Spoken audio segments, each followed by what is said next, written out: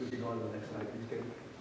So Chelsey had, as Katie said, we have 4 children: Austin, Chad, Chelsey, and Lindsay. 3 grandchildren: Riley, Talon, and Landry, and our daughter-in-law, Chantel. Chelsey absolutely loved her family. The only one of her family that Chelsey did not get to meet was Landry. Chantel was pregnant with Landry when Chelsey was going through her battle. She was very upset and sad about that, obviously. And what we've done, if you'll notice the top left corner on each of these slides, that's our logo. The baby in the logo is Landry. That's one of his first photos. He will be forever part of Chelsey's foundation. So he is part of this. Some of Chelsey's favorites, some of the things that she really enjoyed. It's kind of funny, readers in here, anybody a reader? You ever read Harry Potter, the whole series, maybe 10 times? Chelsey would read the Harry Potter series as movies came out. She would read every book prior to that movie. So if there were 5 books before it, over the weekend, she would read 5 Harry Potter books and go to the premiere and so forth, right on through. She loved the beach. One of the last things that she requested on her bucket list, unfortunately, we didn't make it to Florida. Chelsey made it to Florida. She wanted that one last opportunity to be on the beach and have some time to herself to reflect on her life and be able to visit with the family. We didn't get to the beach, but we made it to Florida, and we brought the beach to her in her room. Avid, loves softball. One of the best catchers in the state. She teamed up with one of her grade school classmates, Mallory Lacey. They were one of the best pitcher-catcher duos in the state of Iowa. Her sister, Lindsay, 3 years, Lindsay? I think it was 3 or 4 years together on varsity softball. And Lindsay played shortstop, so there were a lot of putouts at second base between the sisters. And then the chapstick. If you knew Chelsey, I don't know if anybody's here that knew Chelsey, but Chelsey she always wore headbands at practice. And that headband was always a tube of chapstick. Always there through practice, whether it was basketball, softball, whatever it might be. And typically you would find she'd have some spares with her. She was never out of chapstick. She absolutely loved it. So her fight. Chelsey graduated from college in 2013 from St. Ambrose. She worked first at GoDaddy, worked there for about a month, and decided it wasn't for her. She took a position at Transamerica in late September. 2 weeks later, she went in for a doctor visit. She went to her gynecologist. She was having some irregularities and felt it was time to get it checked out. So basically 2 weeks after she started her position at Transamerica, her doctor, as the results came back from her pap smear, it came back with some cancer cells in it. So they immediately referred her to Iowa City with the thinking that it was cervical cancer. It turned out after several other biopsies and studies that it was actually uterine cancer. And further studies, it was determined it was more than 50% of the wall of the uterus. So at that point, Chelsey, as anyone would know her, was extremely decisive. She was very strong-minded, and she made the very tough decision at the age of 23 to do a full hysterectomy. And she wanted everything. She said, take the ovaries, everything. January of 2014 is when the surgery was. And the doctor tried to talk her out of the ovaries, to leave the ovaries for the hormones. And again, she was a little upset about that, and she didn't share it with him. She shared it with Mom and I, her mother and I, in the room. But she was pretty decisive and told him, had they not done that, they would not have known that we may not have had her for the months that we had. She had ovarian cancer, they didn't know. They found it in the radicals. She battled her disease very courageously.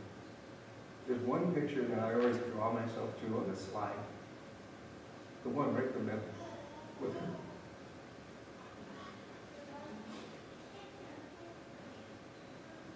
That picture was taken about 2 weeks before Chelsey passed away.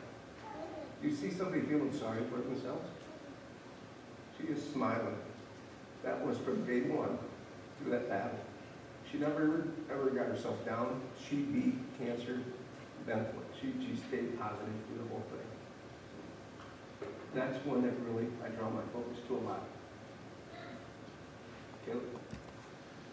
I'll let you read this. Chelsey posted on Facebook her battle, and the one thing that she was always adamant about is trying to help other people. And I'll just let you read through this. We'll take a minute.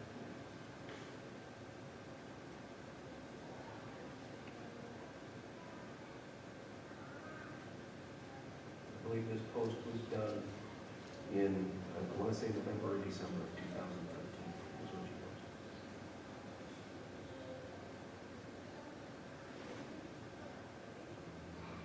Okay. I'm sorry. Can everybody see this? I'm sorry. Was it legible? Okay. All right, Caleb. So this is, Carol and I and family kind of feel like this was a gift from Chelsey. During Chelsey's battle, she was very faithful. And I don't know if you can read it at the top. It's basically what these are. They're two Post-it notes. Chelsey wrote this at the beginning of her battle, and these two Post-it notes actually hung from our breakfast bar, on the inside of our breakfast bar, just by the adhesive from the Post-it note. And they did continue to hang there through the whole battle, and then beyond, after we lost Chelsey, we had them hanging there for several months, and then we decided, wait a minute, we need to protect these, and so they're framed down, and they will forever be in our breakfast bar area, our kitchen area. The top one says, if God brings you to it, we'll bring you through it. And the last one at the bottom says, oh, God love you. We don't know if that was a message from Chelsey to herself. Our feeling is she wrote those for her family, and posted those for her family. So we might didn't do too bad with that. So let's talk now about the foundation. Go ahead.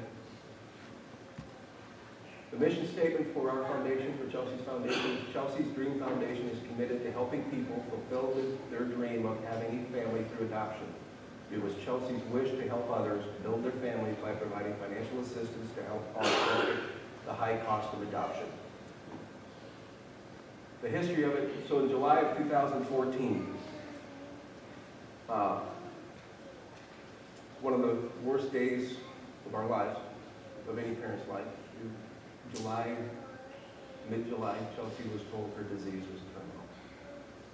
During that time, we spent a lot of time in the hospital. I believe it was a 10-day stay. Her mother and I stayed with her the whole time. And there were a lot of tough talks, obviously, through that. Chelsey's Dream Foundation is a direct result of a request that Chelsey made to her mother. Chelsey asked her, the community of animals in Dyersville and so forth, Eastern Iowa was doing a fundraiser for her. And it was something she wasn't going to talk about of doing that. She didn't feel it was necessary. We knew that there would be funds left over because we both had insurance. She had insurance through my company and through her company. So she decided, Carol asked her, what should we do with leftover funds? And Chelsey's response was, she realized how expensive it was going to be for her to adopt, because that was how she was going to have her family was to adopt. So it was her decision and her thought, give the money to a family that needs some help to adopt their children. So we just kind of expanded on that. This is Chelsey's legacy, and it's going to continue. So the foundation then after we got started, November of 2014, we selected a board of directors and advisory board. And December of 14 is when we became incorporated. June of 2015 is when we applied for the IRS 501c3. We were told it would be anywhere from 7 to 9 months. And as you can see, a short 2 months later, we actually got our certification. That happened to be about 4 or 5 days before one of our major fundraisers. And they made it retroactive back to December of 2014. So anything can go before that. And as Katie mentioned, to date, we have 16 families that Chelsey has helped, her foundation, that have adopted 20 children. Some of those families are here today, and they'll be introduced later, and they'll be on the panel. So if you have questions, please do ask questions. They're very willing to share information with you. So it was The foundation is established to assist families with the financial burden of adopting a baby or a child. I want to make sure very clear we are not an adoption agency. We aren't licensed, or we are not capable of helping you find children. So we are here to help you financially through that burden.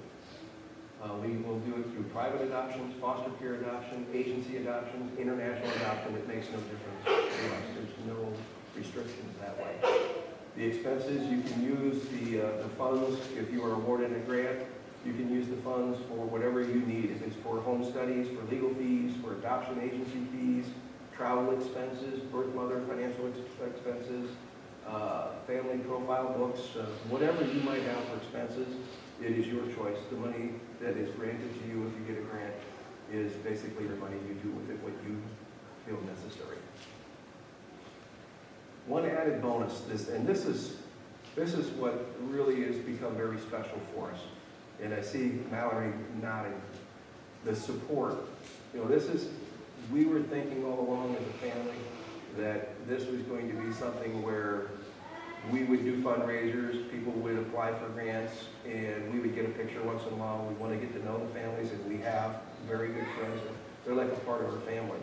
But what's really starting to evolve here is it's become a very good family support system. And what I mean by that is these families get together. We have family picnics. We have social events. They're connected through social media. They're sharing their contact information.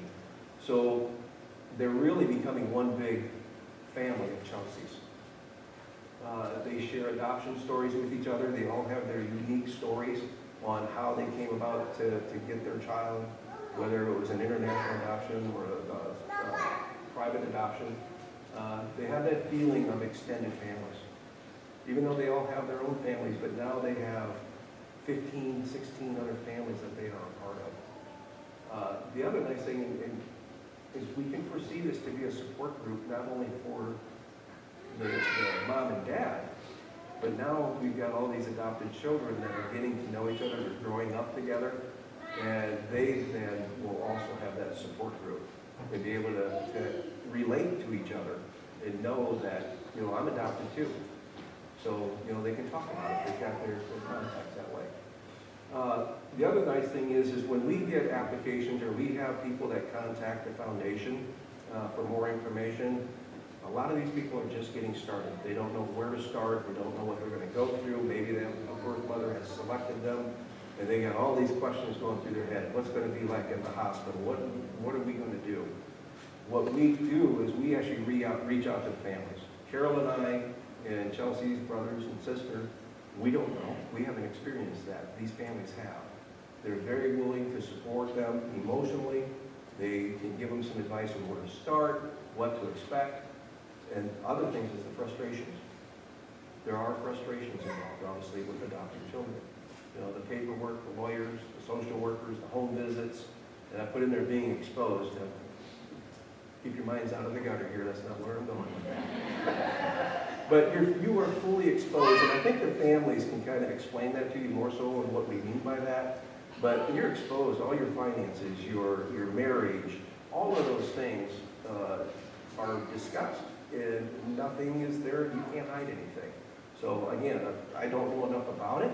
The families do, and if you have questions in regards to that, please do not hesitate to ask them this morning. That's what this is about. We want to be very open. So on the Foundation Assistance Program, the way this is set up, if you are awarded a grant, there is never an obligation for repayment of that grant or for assistance to the foundation.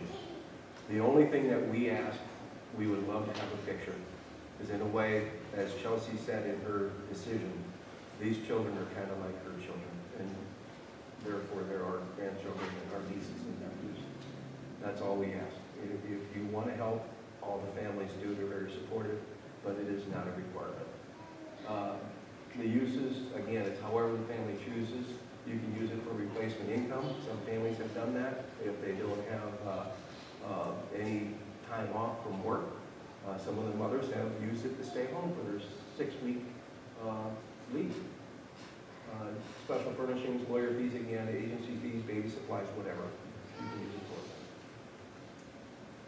The requirements for funding, you must be a resident of Iowa or a tie to Iowa. We want to make sure that we're starting out so it's more local.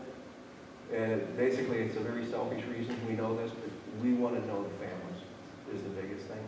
We want to get to know the families. We want to get to know the children, and we want them to get to know us. And so we can continue to share Chelsey's story with them. They can grow and know more about Chelsey. Must be a U.S. citizen. Demonstrate financial need.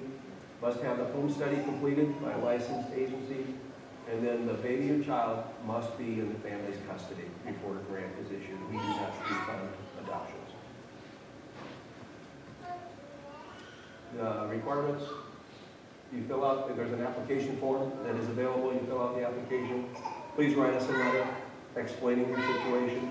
2 reference letters, one from a family member and one from a non-family member, and then the copies of the previous 2 years' federal tax returns. One thing we do have a statement here.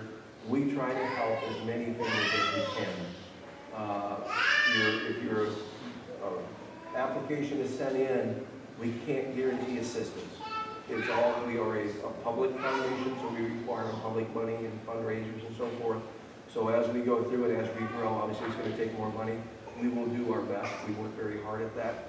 The support that we get from this community throughout Eastern Iowa, truthfully, Dubuque, Dyersville, Cascade, all of it. To give you an idea, the first year's fundraiser, Chelsey's foundation, not the foundation, but her benefit, the community's raised over $70,000. In 2015, we were between $45,000 and $50,000 raised. And in 2016, we were better than $50,000 raised.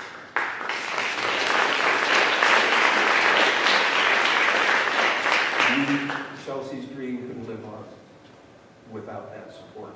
It's public support. This is not private money, so we really appreciate that. And then here's some of Chelsey's families, not all of them. This was one of the get-togethers that we do is each year Carol and I host a Christmas party. And as many of the families as we can get there, they come and bring the kids. It's just a good time.